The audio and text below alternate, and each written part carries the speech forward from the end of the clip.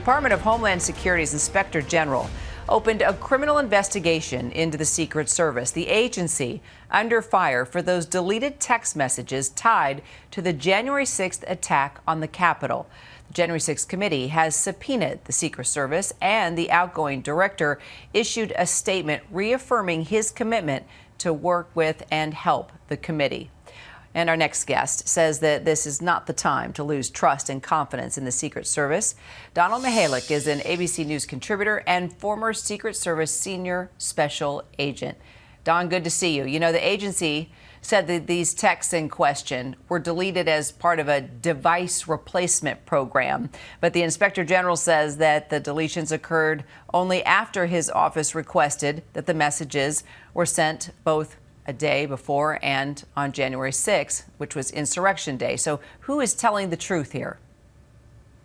And that's, I think, the question is on everybody's mind. I know the Secret Service has given up over 1 million records, radio, texts, emails to the Inspector General, to the January 6th committee in order to be as transparent as possible. And they've also pushed back a bit on what the Inspector General has said and on what's been out there in the media about their lack of cooperation or their not being forthright enough with what they've given to the Inspector General. So I think the way this investigation is going, the Secret Service is trying to be as cooperative as possible, and perhaps either the Inspector General or the committee is not seeing exactly what they're asking for. And hopefully they'll get to the bottom of this, and the Secret Service will be able to provide to the Inspector General and to the committee exactly what they're looking for. Does a device replacement program make sense to you? Did you ever go through that? Yes. During my career, we actually oftentimes would have changes in what we were doing with phones, technologies, sometimes at the most inopportune times. You know, the Secret Service, like any bureaucracy, has different facets of it. Oftentimes, one side may not be exactly talking to the other side and communicating about what's going on. In this case, you have the technology side of the Secret Service, who is pushing through a program to upgrade and increase the communications capacity with the phones.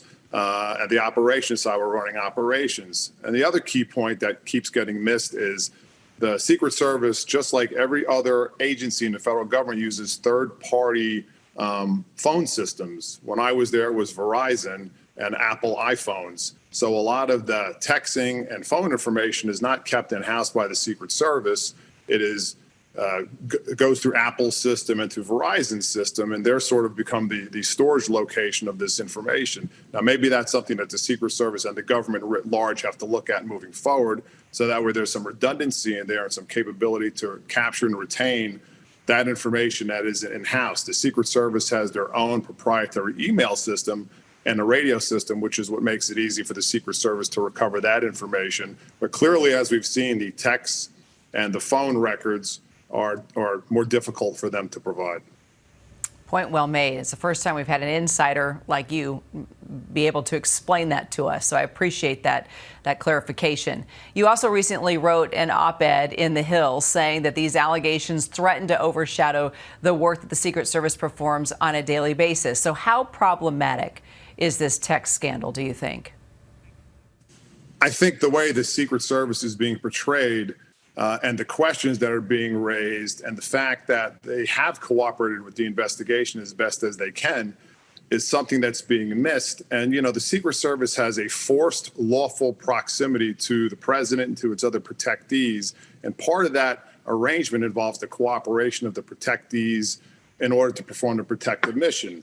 You know, we saw 9/11 where President Bush pushed back about wanting to return to D.C. Vice President Cheney even pushed back about leaving the Situation Room when they wanted to evacuate him when the plane was inbound. So you need a level of cooperation from your protectees in order for the Secret Service to be effective.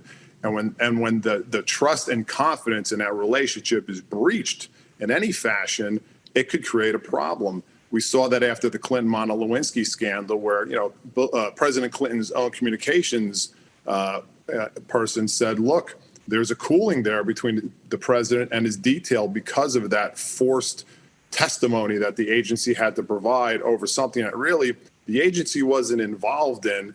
You know, the Secret Service are the gatekeepers and the protectors of the president.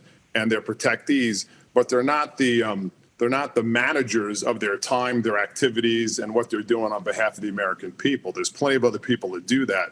The Secret Service fit a specific role, and I think oftentimes it gets conflated to exactly what the Secret Service should and shouldn't be doing when they're with their protectees and what the protectees, staff, and other people should be doing.